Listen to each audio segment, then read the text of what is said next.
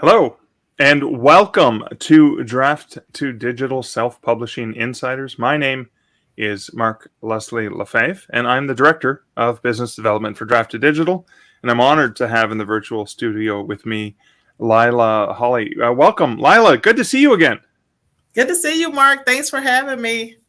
So we're going to be talking about you, your writing life, and Camouflaged Sisters. And you've got the branding, very good branding. You got the shirt on.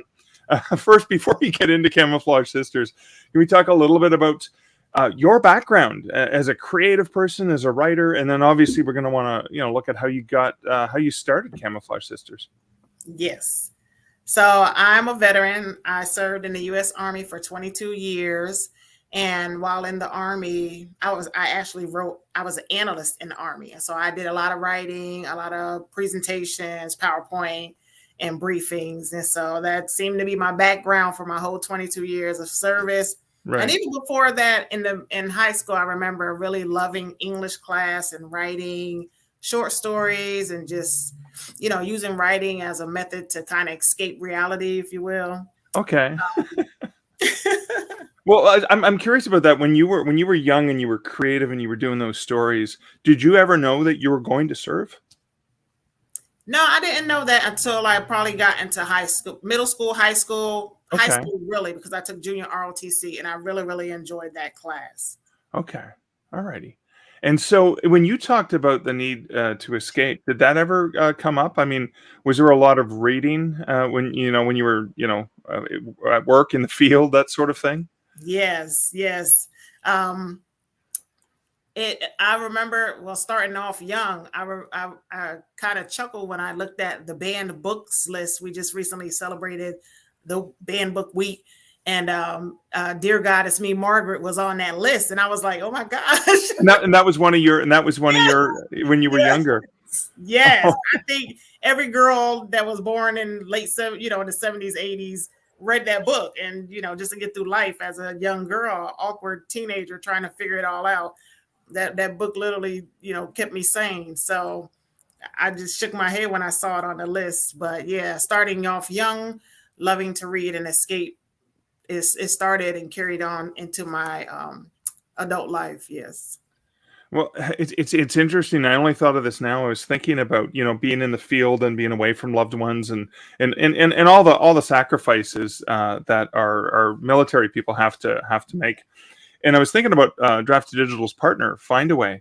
And Findaway was the company that created those Findaway players. Those little plastic. They almost look like Atari or in television cassettes from the 80s that you would put in, and you would plug in an audio jack, and it would just have a self-contained audiobook. And I know that they sold a lot of those to military personnel because they were durable. You could stick them and that way when you're out in the field, you could at least enjoy reading without even a mass market paperback was much bigger.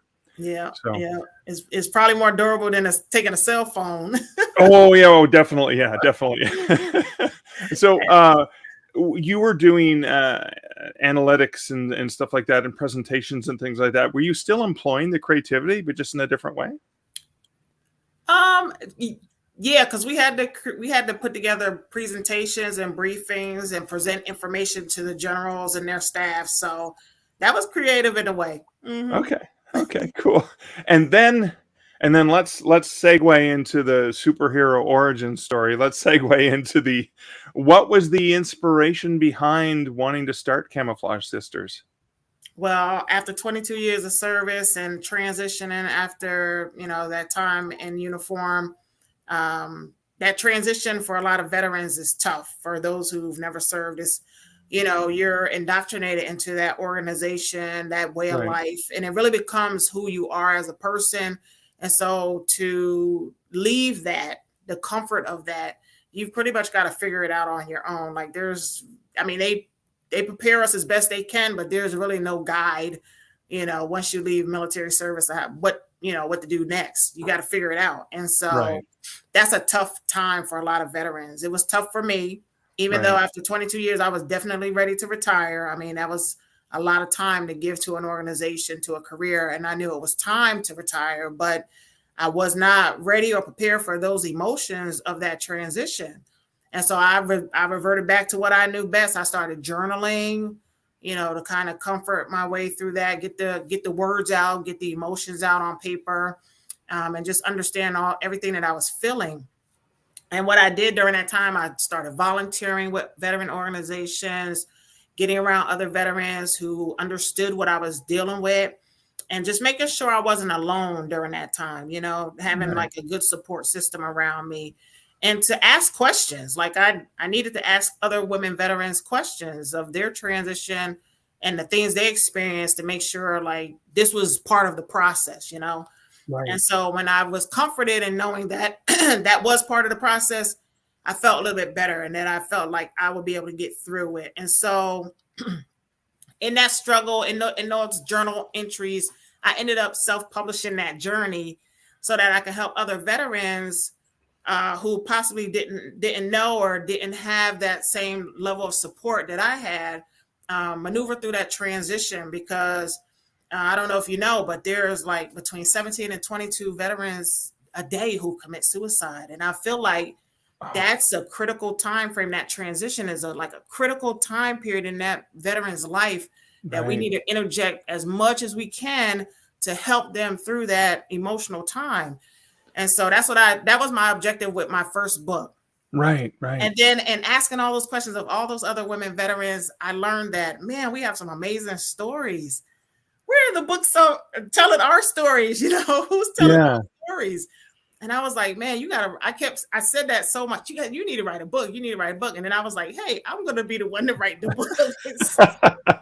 And so it came to me, to pull together all these incredible stories from women who serve.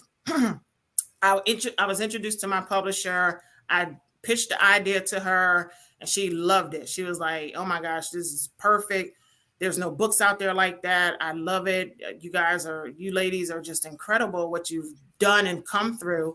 Like, the world needs to know your stories. And so Right. that's how it was birthed. In my mind, I was planning to use writing as a healing tool for women who serve in the military, because we carry so much with us. Like, we carry so much experiences and so much baggage with us, that sometimes, like for me, I said, when I journal to get all of that out of me, it was a release, and it really helped me through that process that I was dealing with when I was transitioning. So that was my objective when creating, and even thinking about creating something like Camouflaged Sisters, was to be able to use writing as a tool to help us process through tough times in life. Well, so let's go back to that first book. Let's go back to the process. So you came back. You didn't know where to turn. So you found other veterans who had already transitioned. So you were asking them for their experience, their advice, and saying, "Is this normal that I feel this way?" Like all of those things, so you didn't feel alone, right? Yes. And then, so what was the book itself? What was that first book? Was it your experience? Was it interviews? What was the content of that?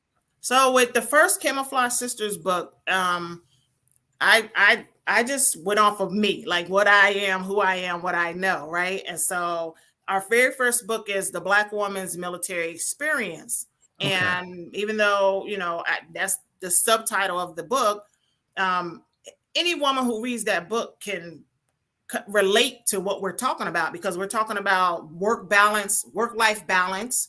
Right. Each one of us answer questions on mentorship, and the book is heavily focused on mentorship. Like, even between our chapters, there's different women who answer questions on their mentorship experience, their mentoring experiences. Right. And because I felt like mentorship was, it's something that you really can't talk enough about as women, especially minority women. And I felt like, for me, my success in the military was really geared towards the mentors that I had in the military. So I wanted us to be able to share our stories, the good, bad, and the ugly stories. And so in addition to work-life balance, we talk about faith in that book, how our faith carried us through our career. And so the chapters are written by each woman who came on board. And so I just started asking ladies who I served with, and I was like, this is what I'm trying to do. Here's the concept of the book. You got a story you want to share? And I said, the main thing I want is a couple of things. Number one, we don't bash the military. That's not Right. what we're here to do. I Hmm. said, we're here to write the book to help our sisters coming behind us. So if you want to think about the younger you, like what book would you have wanted to read when you were just starting out in your military career or Mm. preparing for your transition out of the military? So we have the reader, our ideal reader in mind. We don't bash the military, and our goal is to leave the reader with a message of hope and inspiration. So I love. There's a few things I love about this. So this could be read by somebody first going into the military life, getting into service. It can be for people transitioning out, saying, "Okay, oh, now I'm back in society. What do I do? How do I deal with it?" But the other thing that I just loved is you're a writer. You have the passion, the skill, the talent, and you've done it before, and you've done creative stuff even during your service. You're not asking them to write because not everyone, some people, may not be willing or able to write. Never mind, even, I mean, talking about it is also difficult. But you've also used your skill to help them write those stories, right? So that Yeah. it's like it's helping them, the people you're interviewing, but it's also helping others. I love that camaraderie that you have there. Yes. Yes. Thank you. So that's great. Now I have to. If you have any comments or questions, we'll pop them up. But I do have to pop this up, and this is a comment from Laura. Laura says, "Hello from another veteran. Wonderful. Love us. A wonderful journey. Thanks for sharing." So Thank that is you. awesome. Thanks for joining us, Laura. Thank you, Laura. And I think just a teaser, but coming up later, Lila's going to have an opportunity for writers, particularly veterans or Yes. those who are working in the military. So stay tuned for that. Another comment comes up from Jim that says, "Wow, Lila, purpose and passion. Use writing as a tool to help others Yeah. process tough times." Love that. So that first book comes out, and obviously it made a difference, right? Yes. Yes, it was really it was overwhelming, the response that we got from that first book. It just was, like I said, there wasn't really anything else out there. A couple of ladies have written books here and there about their experiences in the military, but for us to create a project that had multiple voices of experiences from women who served in the military, and so the response was incredible, especially from other women who served. Like a lot of Yeah. them read the book and they were like, I had to put it down. I was so emotional. That was Right. my story. That was my experience. And it really, conjured up a lot of emotions in me, having read that and having realized that somebody else went through the same thing I went through. And that Yeah. is really, really why we write, to let women know that they're not alone in their journey, to let women know that they're not alone in their struggle, and to let them know what healing looks like, what that process of healing looks like. Right. Oh, that's amazing. I love that ultimate reaching out to another person and saying, "You're not in this alone. I've got your back. I understand, and we can get through this." So what happened? The first book comes out. You had that response, but you just couldn't leave. You couldn't just leave it at that. You wanted to keep helping. What were the next steps? So I took the book on the road. Like I hit the road, went everywhere, like to every women's conference I could sign up for and get to. And it was really incredible because the cover of the book is so um, impressive and absolutely military. So all the Right. women veterans found me. Oh my gosh, what is this you doing? What do you Well, get? they recognize that, right? Yeah, they recognized the image and they came and they chatted with me. And so they started telling me their stories. So many women just shared their stories with me. And I was just so open and receptive and just so Right. humbled by, them wanting to even share with, something so personal with me. But something I noticed during that time was a lot of ladies focused on, the hardship, the trauma, Right. the probably the ugly part of their story. And I will always ask them, well, what else, what else did you do? And were you an NCO? Were you an officer? Did you have soldiers? Did you deploy? What was your best duty station? How did you get through basic training? Kind of trying to pull some of those happier, lighter pieces of their story out, some of the success stories out of their overall story. And I found that, us as women veterans, we first off, when we connect, there's no stranger in the room, Yeah. because our stories and our experiences overlap so much. But a lot of times it goes to that story of trauma, that story of hardship, that story of struggle that I endured during my service. And I wanted to remind them that, yeah, even if there's like ugly parts of your story, that's not your whole story. We have to tell the whole story, and don't forget to tell how you made it through the ugly part of your story. What was your lesson learned? What was your your takeaway? How did you grow from that experience? And so I went back to my publisher and I was like, we got to do this again, but we got to talk about trauma, and we have to let ladies know what that healing journey looks like. And we have to let them know that if I healed from, a sexual assault or domestic violence or toxic leadership, you too can heal. You too can get past that and not carry that anger with you. Because that's another thing I noticed. A lot of women veterans, they carry so much anger and bitterness and hurt with them. But to get through that healing, that's where we need you, because there's women, again, there's women coming behind us who need to hear these stories. They need to know what healing looks like. They need to hear from us who walked in their boots already. And so that was important for me to come out with another book that focused on trauma and be a resource for women who have possibly experienced trauma in their military careers, and to let them know what healing looks like and what that journey looks like, and that you too can be healed from that any trauma you experience. Well, it's interesting, as I'm thinking about the commonalities that people who serve face. In the military, as you talked about all the different kinds of traumas, right? Military, toxic leadership, sexual harassment, all of the things that happen in society. The military is just a microcosm, so it's not about military bashing. It's about people are people, and so, but then on top of it, as a female and again, military, often historically thought of as male dominated. That's got to be an additional frustration or additional challenge, in addition to being a female in Western culture. I'm so glad you said that, Mark, because a lot of times when I came out with that second book titled Silent No More, it was amazing to me that people, I would tell them that, this is a book about surviving trauma. And we cover topics like domestic violence, military sexual assault, depression, PTSD from combat. In a woman looks different than it does in a man, Right. Yeah. And a lot of people were shocked and surprised that us women in the military were dealing with domestic violence and things like that. And I said exactly what you just said. I said the military is a mirror of society. You have creeps in society, you're going to have creeps in the military. And if it was not so, we wouldn't have our own form of military, of law, the military justice code, so I'm so glad you said that. And I think sometimes people forget that, and they put the military in a different category. No, we're people too. And with Camouflaged Sisters, that's really what I want people to understand, is that we're women too. We have the same desires as any other woman. We want to be successful in our careers. Our career just happened to be the military.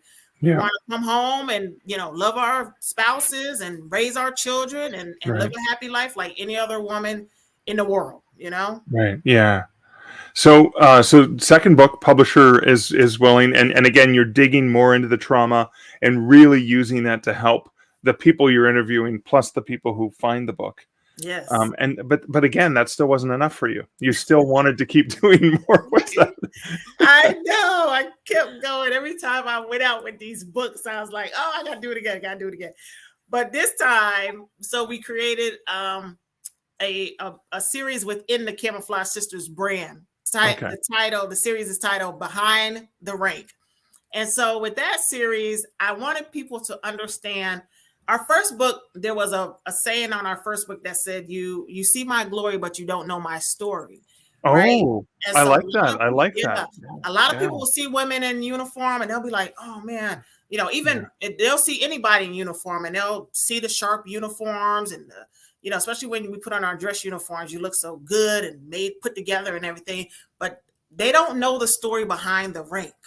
Like, they don't know what it took for me to make, to retire at such a high rank. They don't know, that journey, all the sacrifice that went into that, all the, deploying away from my children and what that felt like as a mother, as a woman who, like I said, who loved my career as a soldier, and I love and had obligations to my family as well. So you're kind of caught in the middle, trying to balance those emotions.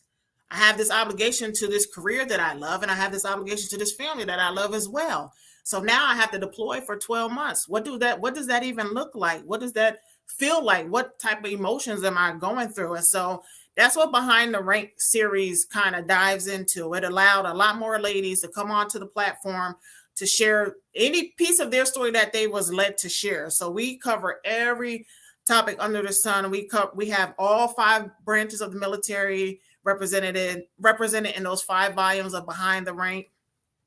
We cover everything, like I said, from toxic leadership to deploying as a mother, again, talking to, being a senior leader and going home to a domestic violence situation, just so many different topics. And again, the guidance to the ladies was you can share any part of your story, but again, we're not here to bash the military. This is your truth. This is your story to share, but write it for that woman who is looking for answers. Like, write it and let her know, this is what I went through. This is how I got through it. These are the lessons that I learned. And here is a message of hope for you. If this is, if my story mirrors your story. That is fantastic. So you've got these books out, and you're continuing to do that. I guess I'm curious: did the process of creating those books, how did it change as you were focusing in on specific areas or realms, or were the 5 books divided up by types of service?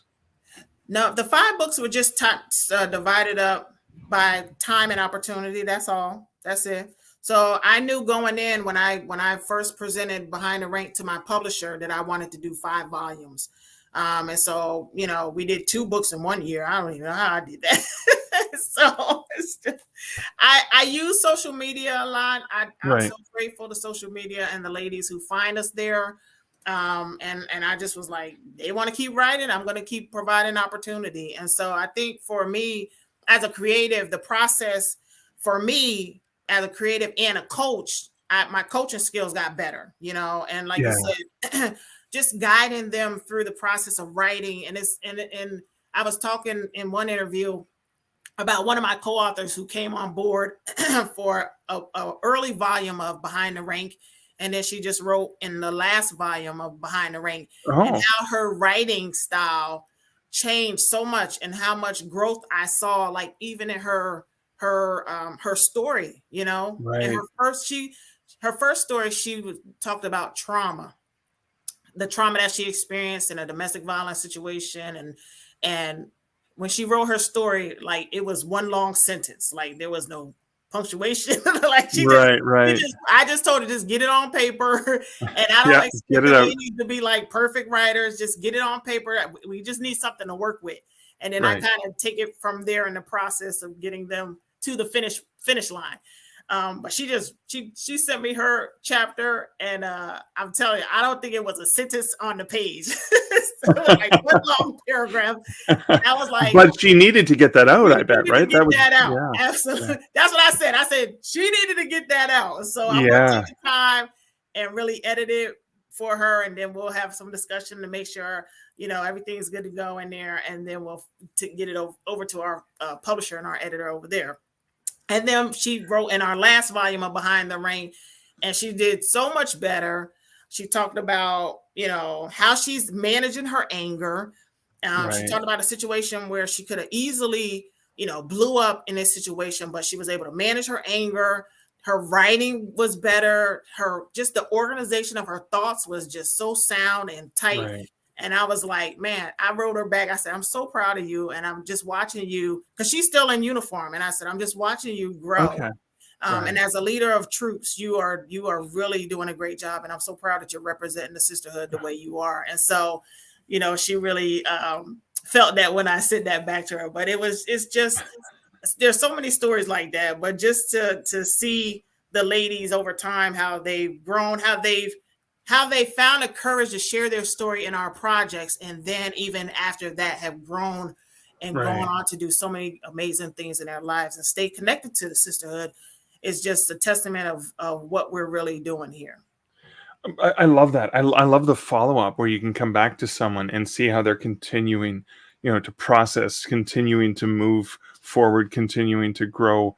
But then there's the additional element. So I've got to ask this with all the different women that you've spoken to and sort of collaborated with and worked with over the years, like this woman whose writing voice suddenly she found her right. Like she had to have a voice, Yeah. and let's get this out.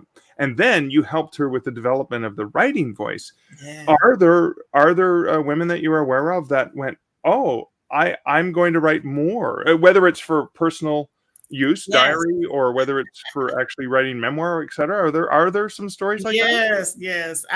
I love talking about them and the things that they're doing after they've connected with Camouflaged Sisters. So I remember our very first book, one of my ladies I had connected with, and we were connected for a couple of years before I even did even started Camouflaged Sisters. So we were in like business networking groups together.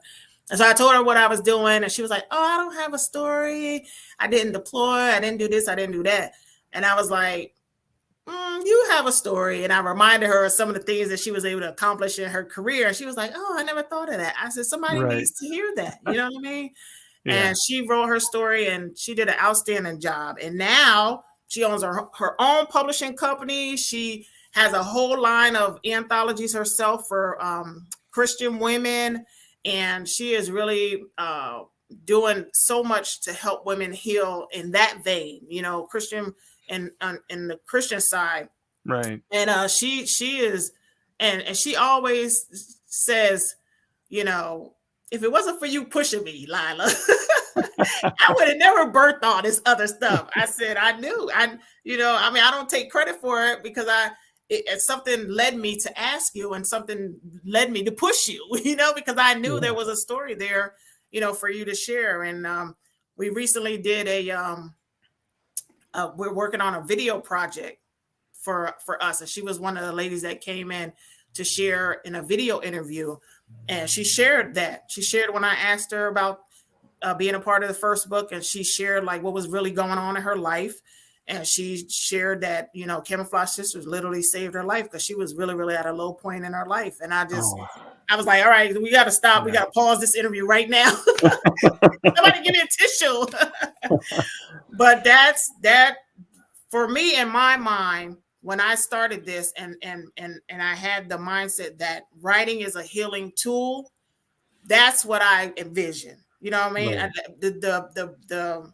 The power of our stories, the valuing of our voices, and just having a platform and knowing that somebody cares about what you've experienced, is just so powerful in and of itself. And just to see what has happened in our sisterhood is just a testament to God himself, because it's not Lila. I tell people all the time that I'm just a conduit, and whatever he give me to do, that's what I do. And I feel like this is my ministry, if you will, right. to help and to give these ladies a place for their voices. And so I'm humbled and very grateful that every time I call for co-authors, there's not a shortage of women who want to share their stories. Wow. It feels to me, and correct me if I'm wrong, but that this has become a movement, because not only are you empowering people to tell their stories, to get that out, no matter if it's a long run-on sentence or whatever, just to get that emotion and the experience out and to process it, etc. But also you're empowering other women who you've worked with to can probably continue to do that. Would you say there's a Camouflaged Sisters movement? Oh yeah, absolutely. That's on our website. It's more than just books. It's a movement. And I'm telling you, this community of veterans, women in the veteran community, a lot of times they feel invisible. Right. Like there was a whole platform. There was a recent photo. I can't even think of the word, but there was a whole photo journey that they did of women veterans. It was titled "I Am Not Invisible," and because a lot of times women veterans feel invisible, Right. we feel like our voices aren't being heard. We feel like our stories don't matter. And I wanted to let them know through Camouflaged Sisters that your story absolutely matters and your voice is valued over here. And so, and that's why for me, when I talked about, going out on the road with the books and hearing what the ladies were saying, I was like, they have to know that, yeah, okay, you experienced trauma and you experienced some hardship in your career, but yet and still, you still made it up to the rank of first sergeant and you were a leader of troops. You know what I mean? You still made it up to the rank of colonel, or you still became a CW4, after being a teenage mother and struggling in the military and facing, sexual assault and sexual harassment and even domestic violence. It doesn't matter what you face, whatever the hardship was, you still survived and you're still here and your story is still unfolding. So don't think that your experiences don't matter. Don't think that your voice doesn't matter, or especially don't think that your story matters. And so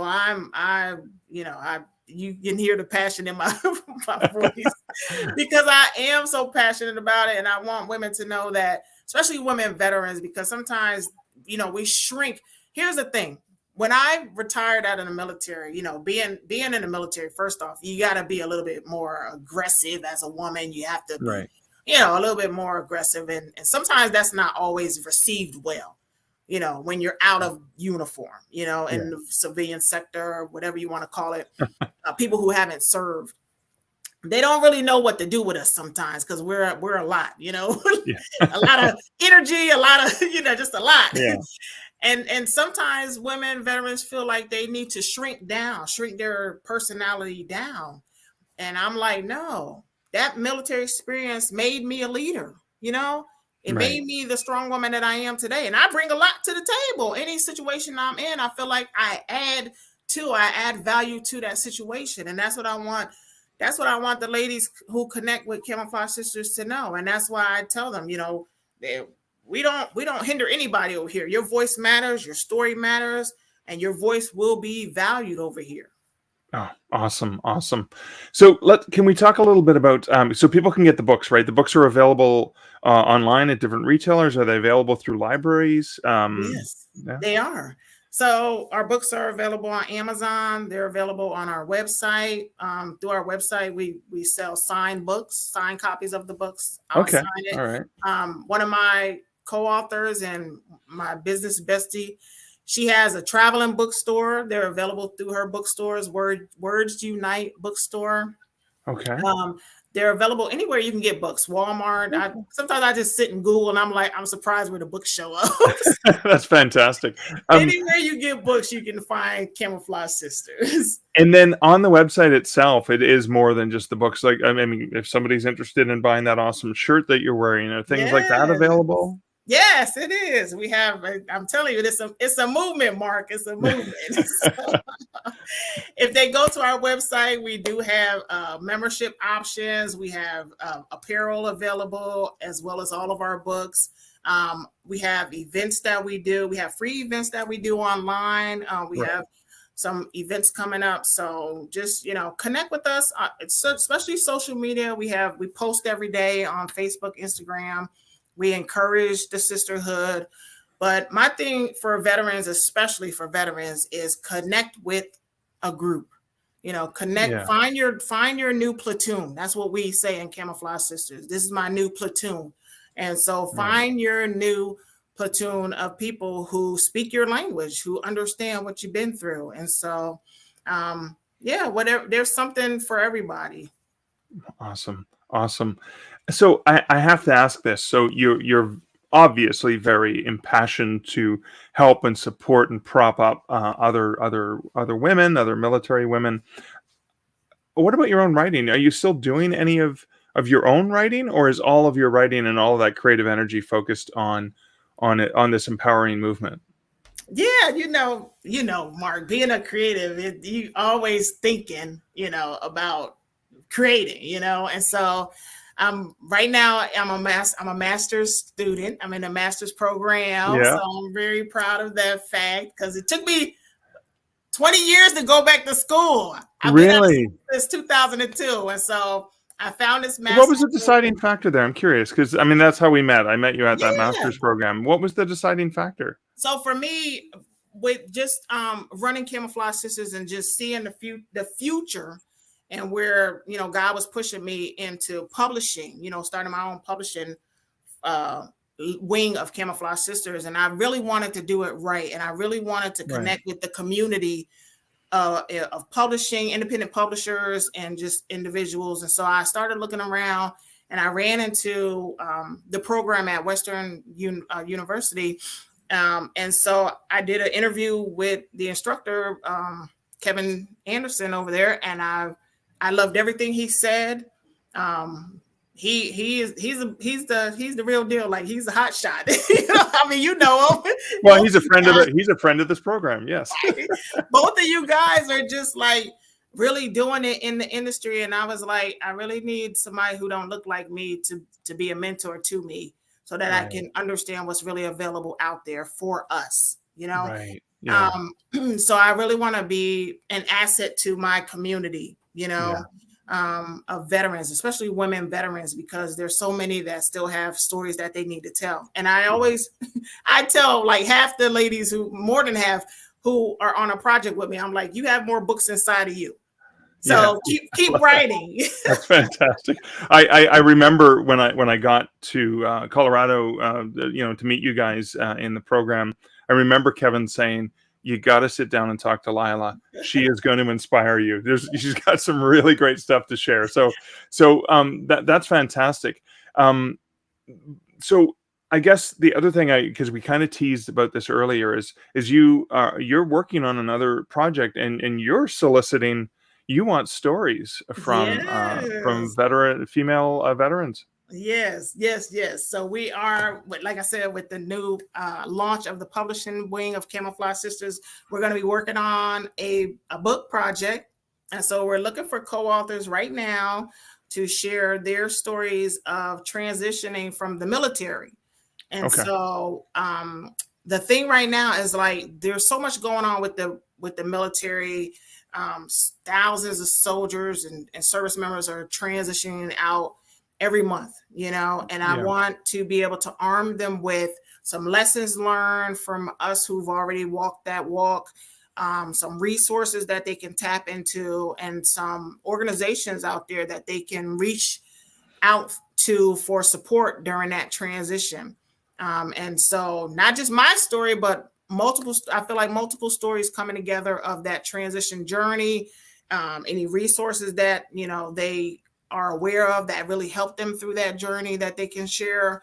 So that's what I'm looking for, women who have a transition story to share from their time in service. Awesome. And I imagine they can find out more information over at camouflagesisters.org. Absolutely. Yeah. Awesome. Just Oh, click thanks. on publishing tab and just the last month to sign up. So if they want to join us, all right. October 2022 is when we're recording this, in case you're listening to this in the podcast feed later on. Yes. Okay. But keep an eye on camouflagesisters.org because I'm sure you're going to continue to do great things. Yes. Yeah, excellent. So thank you for that. I love the opportunity that you're giving to other people, which is just going to help more. So I do have some questions from the comments. I'm gonna pop up. I'm gonna pop up this one from Lexi, who says, "Are there lessons you've learned from working collaboratively to write stories with others?" The lessons that I learned is everybody has a story. Like, that's the main thing I've learned. And like I told the story earlier when I asked one of the ladies, she was like, "Oh, I don't have a story. I don't, I didn't deploy, or I didn't do this, or I didn't do that." But you do have a story because she was enlisted. She started out and she came in, she had a baby young. So she survived motherhood in the military. She was enlisted and then she transitioned to the officer side. So she was a nurse. She went to nursing school and she got commissioned as a regular officer. So I'm like, somebody's looking at that program right now. somebody's looking at that opportunity right now. So that's a story. Surviving the military as a mother, like we all there. Sometimes we don't look at the things we've accomplished in life because we've accomplished them, just being us. Yeah. But I'm telling you, there's somebody who we all have a story. And that's the main thing I really want people to know. If somebody's ever told you write a book, or you need to tell that story, or you need to write a story or write a book, or you need to write that book, write the book, because you will inspire somebody with your story. And I think that's where people mess up when, they feel like, oh, I don't have a story. I don't, nobody's going to be interested. Yeah, somebody is. Yeah, I couldn't agree more. Your story is important, and chances are there's someone else out there who feels alone, and your story is going to help them. Lila, that is so beautiful. Thank you. So a couple more comments I'm just going to pop up. Wilmer says, your writing process is wonderful. So thank you for that, Wilmer. And then Jim jokingly says, "Do you sleep? Because you're doing a lot of things." Then he says, "Seriously though, what do you tell creatives who feel overwhelmed with life, kids, work, and then all the other obligations, and you have trouble finding time to write?" That's a great question, Jim. Because like I said, I'm in a master's program right now. I'm recording this from a hotel room. I'm in a veterans conference. Oh, you're at a conference right now. So thanks for making time for us. Yeah, absolutely. But sleep is important. Sleep is important. I think for creatives, you got to know what your creative process looks like. For me, I get big ideas while I'm in the shower after working out. Yeah. So I have to get up every morning, and I have to walk, and I have to get in the shower, because that's when the ideas come. And so you got to know what your creative process looks like. And you have to find time for rest and rejuvenation, because that keeps the creative process going and flowing. And, I know for me, there was a period where I was struggling with depression because of some life events, and the creative process came to a screeching halt. And so I wasn't working out, I was just sleeping a lot. It was not good. And so I felt stagnant, and I started to feel useless. And I was like, I got to get back to creating. Right. And sometimes free writing and your journal does that. And like I said, getting up those mornings, even when I didn't feel like it, walking for 30 minutes, getting in the shower, praying, meditating, whatever it takes to get back creating. That's what I did. And now I feel like I'm back in my flow. But you have to know yourself. You have to listen to yourself, and you have to find time to rest, rejuvenate, and get back at it. But you can't neglect the things that are important to you either. I make time for my husband. I love cooking. Like, that's my thing. I love to cook. So at least 3 to 5 times a week, I'm cooking him something for dinner, and so we sit down, we eat dinner together. My daughter, my children, I take time for them. But it's hard when your brain is like always going. So you have to kind of balance it out sometimes and take a break from that, Yeah, for sure. That is, I love that. Lila, I want to thank you so much. I mean, yes, Kevin was right. You were going to inspire me, and you continue to inspire me. And thank you so much. I know you have inspired the people watching live, but also the people who are going to hear this or watch the broadcast in the future. Thank you so much for what you do. Thank you for your service, and thank you for servicing other people who would otherwise feel alone by doing this amazing Camouflaged Sisters. Can you just please share the URL for people so they know where they can find out more about Camouflaged Sisters? Yes, Camouflaged Sisters, camouflagedsisters.org. And camouflage is a tricky word to spell because people want to put the A and the U together, but it's CAMOUFLAGED. And then sisters is SISTERS.org. So if you go to our website, you can find out more about me, my team, and our organization. You can also follow us on Facebook, Instagram. I'm on LinkedIn as well. We have a Camouflaged Sisters page there as well. And so Just connect with us, especially if you know any women who have served We really want them to not feel like they have to journey alone. We really don't. If Camouflaged is not the organization for you, I'm partnered with some amazing ladies out here serving the sisterhood. But just know you do not have to journey alone. Connect with someone. Awesome. Thank you so much again, Lila. This was awesome. I'll let you get back to the conference. I want to thank our viewers, our listeners, and remind people that you can share your stories. You can get started. We can help it. It's self-publishing with support at drafteddigital.com. Be sure to book live. Drafted Digital Live. We're here every Thursday at 1 p.m. Eastern Standard Time. And Lila, thanks again. We're going to close with a little bit of an ad for those who are looking for print solutions from Drafted Digital. Lila, thanks again. Thank you so much. Ebooks are great, but there's just something about having your words in print. Something you can hold in your hands, put on a shelf, sign for a reader. That's why we created D2D Print, a print-on-demand service that was built for you. We have free, beautiful templates to give your book a pro look, and we can even convert your ebook cover into a full wraparound cover for print. So many options for you and your books. And you can get started right now when you sign up at drafteddigital.com